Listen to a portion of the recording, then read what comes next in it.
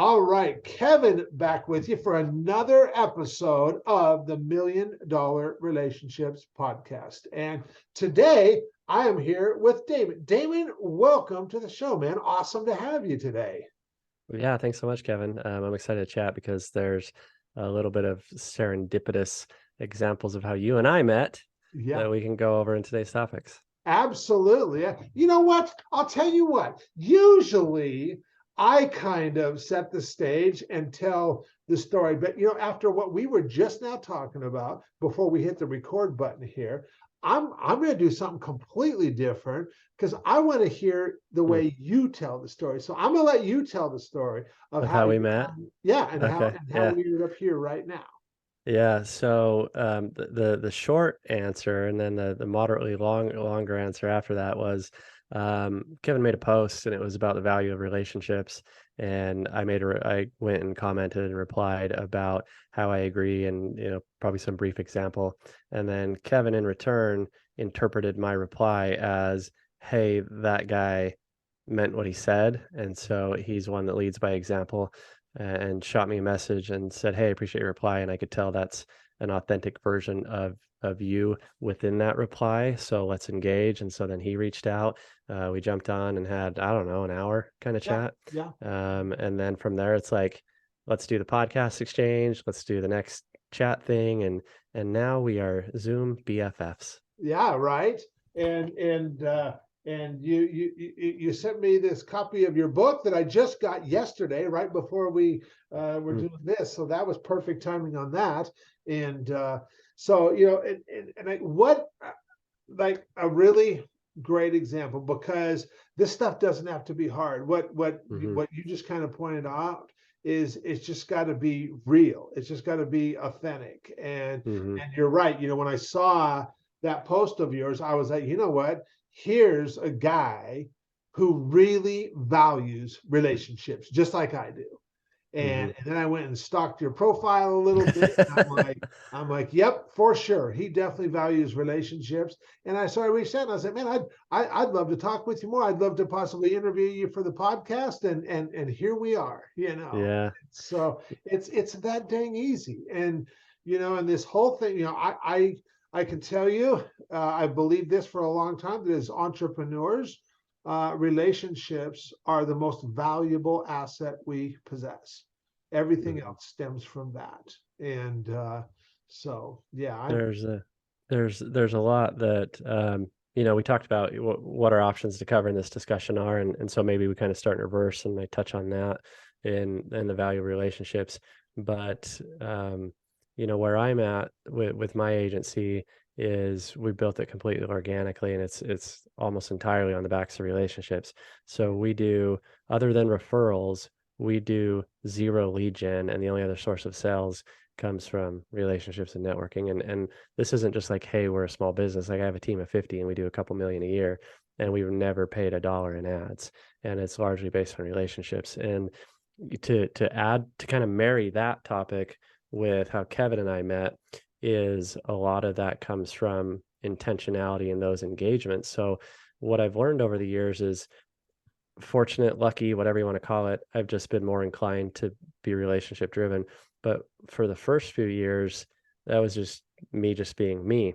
But then when I connected the dots and I was like, oh, wow, I can do this as a proactive, intentional effort at scale, which brings me the personal rewards of why I do it to begin with, of establishing relationships and meeting people and having cool experiences, and it feeds the business, then why would you not do it at scale? So halfway through my entrepreneurial journey, there was a couple years where I just did it as I found time, but now it's actually part of what I do.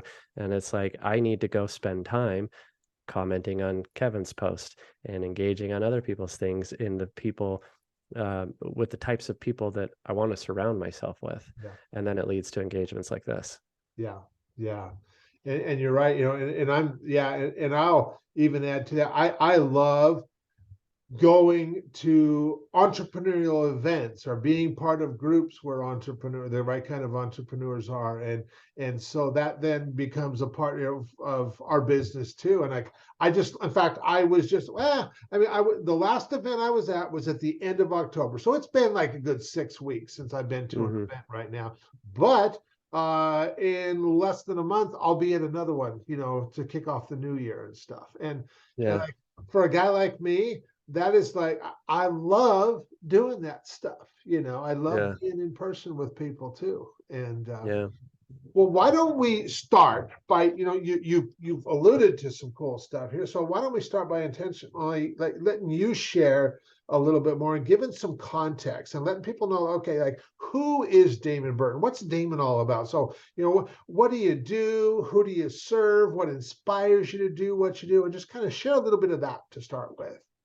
Sure. Yeah. So, I found it more fitting over the years to start with the personal stuff and instead of Sure. vomiting business on everybody. So I've been with my wife 18 years. We've been married 16. We have 3 kids. The joke is that I add at this moment in comment that I have a beard, so I have a beard.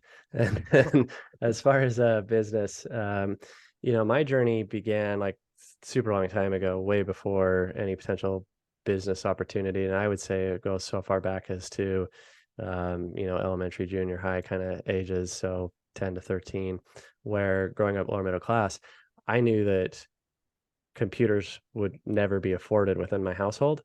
And so it's like, okay, cool, take advantage of that at school. And so when I was super young, it sounds so dorky to say now, but the truth of it is like, I love typing classes. I'm like, hell yeah, I get access to like a keyboard and I can learn things. And so anytime I had those exposures, even though compared to what I do now, it was just kind of microscopic, it was it was a big intentional effort for me. And so I was the kid that was doing speed typing competitions by the time I was in high school and typing 150 words a minute. So it goes Wow. from that to going, okay, there's something about computers and technology that compelled me to it.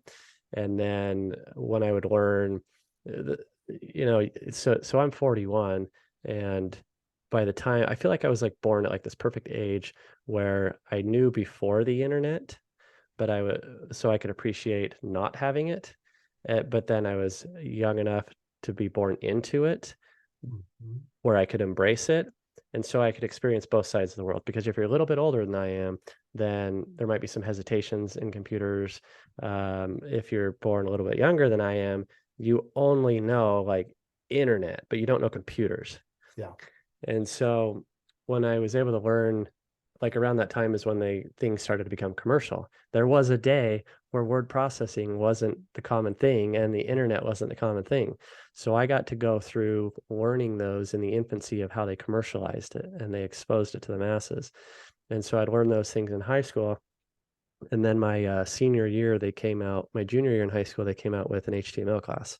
And commercial development programs didn't exist back then. So it was like, how do you learn HTML by hand? And how many annoying animated GIFs can you cram in a page? Like that was what it was all about back then. And so I'd learn HTML. And then my senior year of high school, there was this like, real cool, fancy, exclusive sounding thing where it's like, we're going to take 12 students that had learned from that HTML class the year before, and they're going to build out the school district's websites. So the websites for all the schools.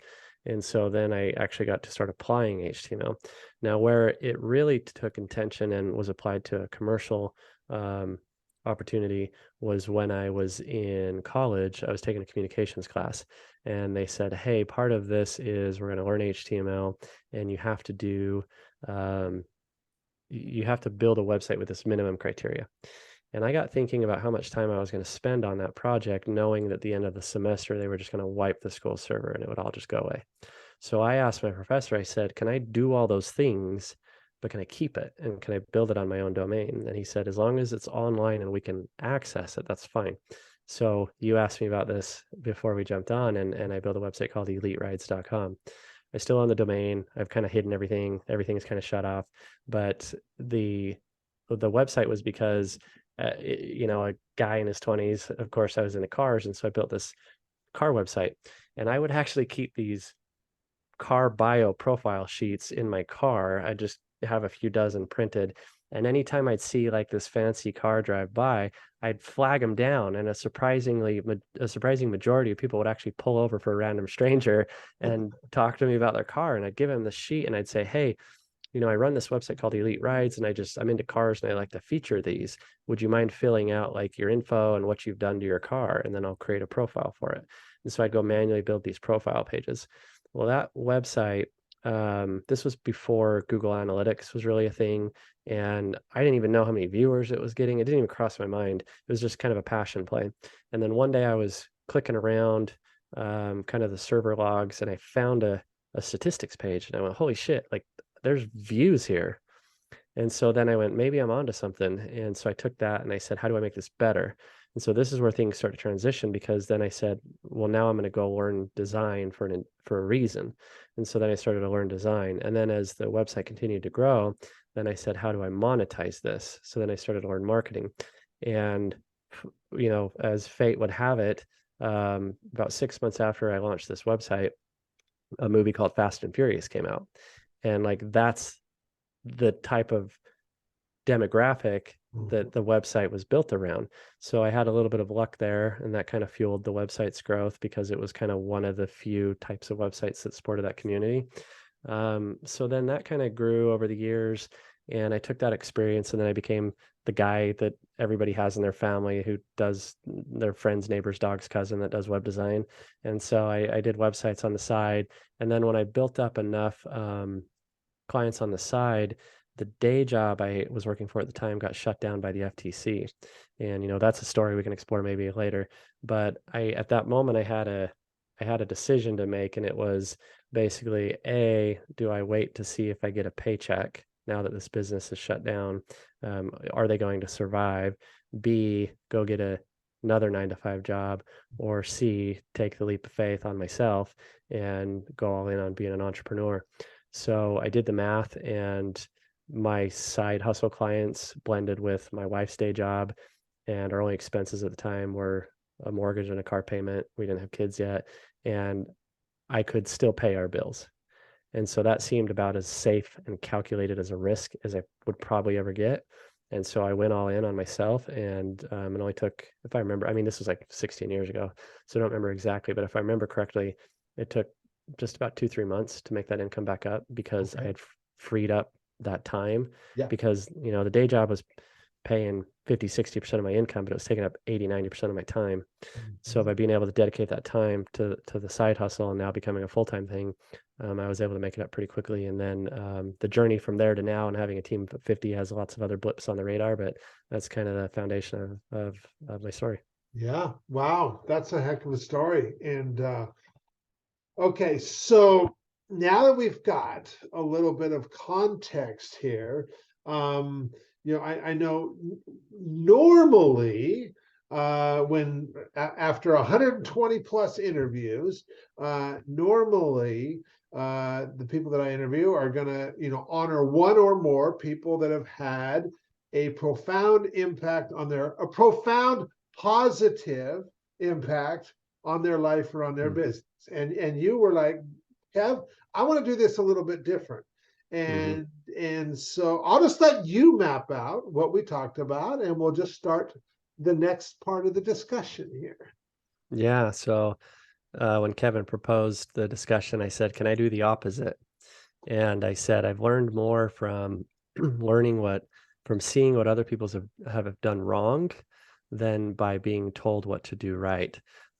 So I've had a couple stories, but I think the bigger chunk of this example comes from the 2 employers I had most immediately before I started my own business. Okay. So the first gentleman was super successful. He would do 1 to 2 million a month, and I was his only full-time employee, and he had a part-time secretary. And so where the lessons started to be learned was the toxicity of that environment. And so then I started to be able to visualize the difference between success and morals, and success and ethics, and success and a happy family life. And those two, within this circumstance, could not coexist. And so it was very clear to what I learned was how not to treat employees and how not to treat your wife. So this gentleman was open about promiscuity, the the implied value of you as an employee wasn't there. At the time I was making like $12 an hour, which I was okay with because, I didn't know my worth. I didn't feel like I was underpaid or anything. And I felt like I negotiated a reasonable rate.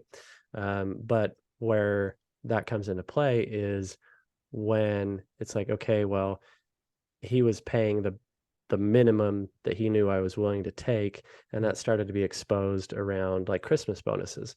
So I remember as the company grew and we had a, handful of other people, there were other people on the team. I was the youngest one there.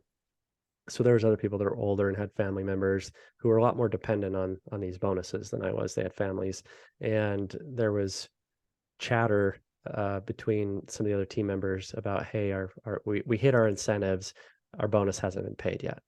And so I could hear them getting into disagreements in the hall. I had my own little office off to the side, and then I could hear the employer leave frustratedly, and then come back about 20 minutes later, and then he walks in, and I had my own little dedicated office. He opens the door and he threw $400 on the table, and he said, "There's your bonus," and walked off. Like, and you could, there was such a demeaning um, interpretation and unfolding of how that bonus was delivered. And so it was like, okay, he doesn't honor his word. He doesn't value anything beyond the production that the team members can provide. And there was, one of the other moments that really kind of put me over the top was at uh, we had a company Christmas party planned, and so I'm in Utah. Um, it was during winter, obviously, and so it's like, okay, we're going to go to Park City, and so Park City, nice place, nice things, and we went to a decent dinner. But then the plan, quote, if you're not watching me on video, if you're hearing me on audio, air quotes here, the plan was to go to, there used to be a place, I think it was called Harrio's, which was like the premier nightclub in Utah at the time. Okay. And so he says, we're going to go to Harrio's. We got a VIP table. We got all this cool stuff. Well, when we get there, what really it was is he wanted to hang out with his friends, and his friends were at the VIP table. And so then there was this instant like separation and exclusion once we got around his friends. And so it was basically like, go do your own thing. We'll meet back later at our room. So then I was with my wife, and so we were able to go have a fun time. And we go back to the room later. By then, it's later in the evening. We knock on the door, and he has this kind of weird look when he opens the door. And we walk towards the end of the room. There's a bunch of people in the front and around the couch, and so there's no seating. And so we kind of went to the other side, and we get to the other side, and my wife keeps nudging me. And like after the second or third rib, I was like, oh, she's like trying to tell me something. And so I look up, and then she's like eyeing me with her eyes to look forward. And I look forward, and everybody's doing cocaine. And so he saw my eye contact, and he came up to me and said, "Is everything cool?" And I said, "Yeah, you guys do your thing." And he's like, "No, is everything cool? Like, are we gonna have a problem? Are you gonna am I gonna report this or what?" And I was like, "Just do your thing," and so we left. And so there was a lot of moments like that where you could so what that taught me was how not to run a business, how not to appreciate team members. Um, and so from there, the next employer in some ways was the complete opposite. Um, he was the captain of his high school baseball team, married his high school sweetheart that was the head cheerleader, and they had been together for however many years, had this big, amazing family. He put his wife first. We'd be in meetings, and if she called, the meeting would stop and he'd take her call. And so there was a lot of good things with this guy. But what I learned from him was not to be greedy, because he had a business before that that got shut down, and he had a civil suit for I don't remember, a couple $1,000,000, and but he had no criminal charges. Well, he shut that business down, moved on, and started a new internet marketing business. What he didn't know is when he launched the internet marketing business, the Fed was pursuing federal charges on his previous business, and the criminal suit was coming. And so this ties into the FTC shutdown comment I made earlier.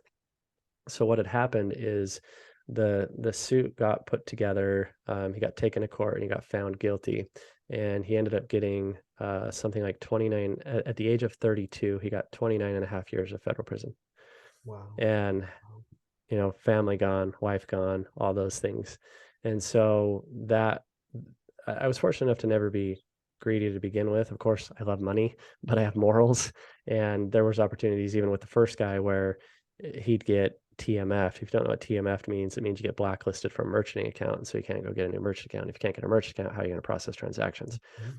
And so he would pay um, family members and team members to put a merchant account in their name. And at a very young age, he offered me $100,000 to put a merchant account in my name. And I remembered asking him, I said, because I knew why he was doing it, I'd seen him get shut down. And I said, what's going to happen when the guys that came after you on the previous merchant accounts come after me because it's in my name? And his reply was, I don't know, we'll figure it out. And so I was like, that's a hard no. Because Yeah. what figure it out means is you're on your own when that happens. Uh-huh. So between that and the other gentleman, it was like, okay, here's not how to run a business. Here's not how to appreciate your family. And so since then, I've been able to apply those things. So like I said, my wife and I have been together for 18 years. We have 3 kids, picture perfect marriage, 0 problems, fight over nothing, total trust. I got a team of 50. They're all remote. I'd put their loyalty up against everybody, anybody, even in-person businesses. And so I've been able to take all those things and go like, here's how to care about people. And just like we've talked about relationships, like that goes beyond just one scope and one lens. It's like you apply that to everything. You apply the value of relationships in your family and your spouse and your kids, and you apply the value of relationships of the individuality of them and the individuality of you and me, Kevin, and the individuality of, my team members. And I look at them as people first. And then, of course, I want them to be productive. And of course, I want to make money. But it's like, if I care for them first, then I get all those other things as a given. Mhm. That is such powerful stuff right there. And I don't know that we're necessarily going to change anybody listening to this that might be like the 2 examples that you shared. I don't know if we're going to change anything there or not. Maybe we do, maybe we don't. I don't know. But anybody who's already kind of like, in the right way of thinking and values relationships. I think what really came from this, Damon, is that when we value relationships first, that so much more can come from that. That the revenue piece in business, when we value relationships, it will come, and it'll come in spades. It will come in spades. And I have had relationships where I made so much revenue together, but yet that wasn't even our focus at all. The focus was not on the revenue. It was like, wouldn't it be so cool? What kind of impact would we have if we were able to do what we're talking about doing here? And the byproduct of making the impact was the revenue. And that's what's come, for you and in your business, in the team members, because you place such value on the and I saw that video. I don't know if it was it was probably on your Facebook page, where you guys had like a team party and you guys went zip lining and Lining, stuff. yeah. And I do remember it looked like it was damn cold that day when you guys did that. It was that was just end of October this year. Okay. And it was Park City, super high elevation. It was snowing and 40-mile-an-hour winds. But you know what they said after that is, so half my teams is in the States and the other half is in the Philippines. And so the Filipino team, I had them do a get together, and I kind of go out every other year. I'll probably go out in 2023. So this year they kind of got together without me and did their own thing. And so it was like the US team's time. And so I flew everybody into Park City, and we went and did an escape room together, had a nice dinner together. And one of the things was the zip line. And out of the 20 or so people that were there, there was probably 10 that had no fear. 6 that were like, I'm nervous, but I'm going to do it, and then 4 that were terrified. And so what was funny is because the zip line was over a lake, so it's a 3,900 foot long zip line, and it's like 100 feet in the air over a body of water. And so the 4 that were nervous didn't feel any better when it started getting windy and snowy.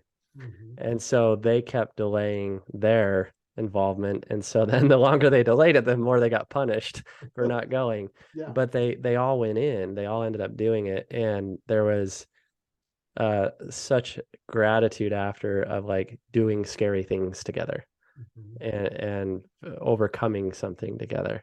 There's all sorts of stories from that weekend, but yeah, that was fun. Yeah.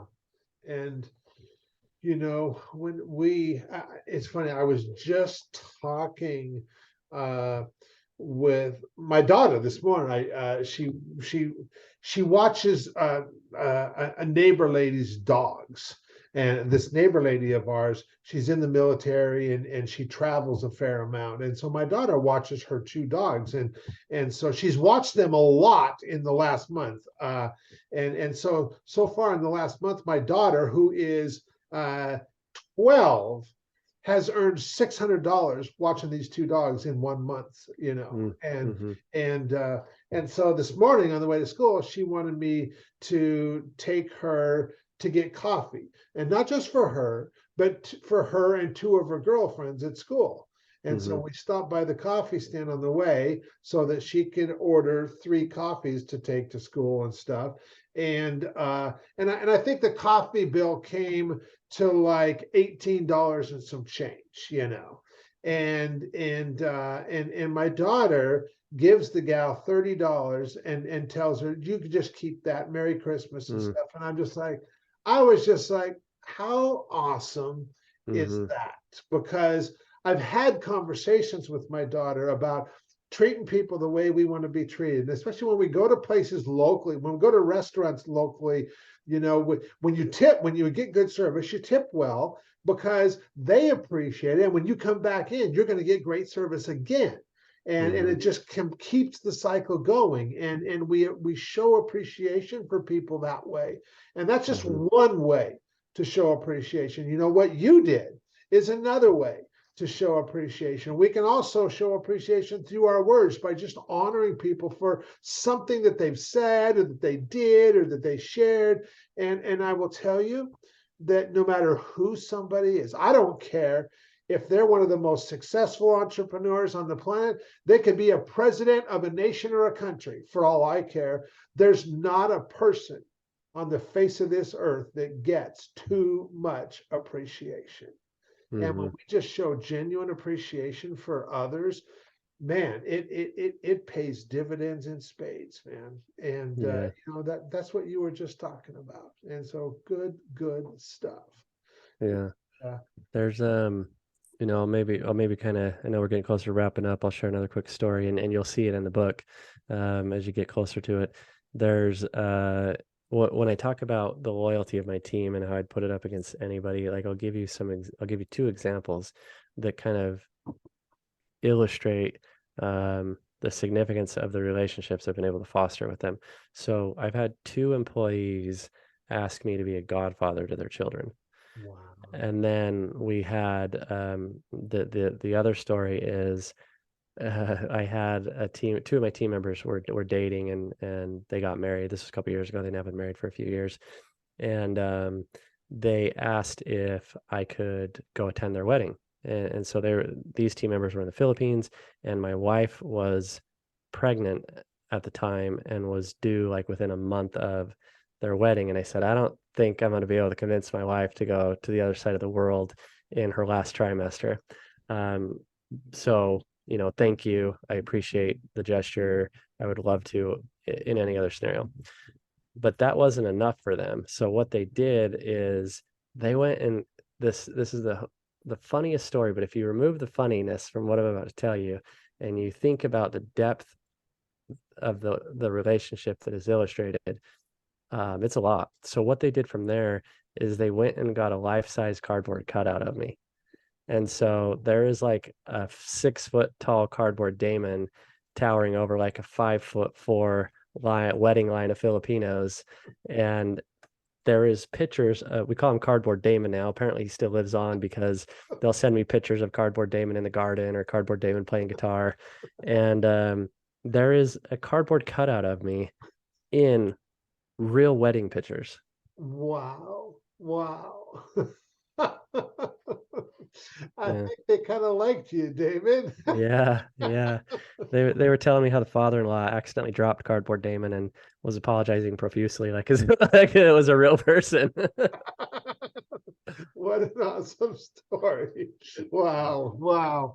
Well, Damon, I really appreciate you taking the time to have this conversation. And for anybody that's listening to this going, dang, Kev, I really like Damon. I like what he's all about. How can they find out more about what you're doing? Any resources you might have, or what have you, Damon? Yeah, probably my personal website's best, damonburton.com. From there, you'll find I'm most active on LinkedIn. The link will be there. And then, we didn't talk much about SEO, but that's my area of expertise. If you want to learn SEO, the book that Kevin mentioned he's reading, there's a free PDF on the website as well. So Very damonburton.com. cool. Awesome. Awesome. Well, any last thing you want to share, Damon, before we call it a wrap? No, I think you and I are going to continue down this path of fostering this relationship, and I'm excited to Yeah. see where it goes. It's kind of funny. This is basically only the second time we chatted, and when you find the right people, it makes it easy. It does. You're absolutely right. It does. Well, Damon, once again, thanks so much. Really appreciate it. I'm excited to share this episode with folks. Yeah, thank you, Kevin.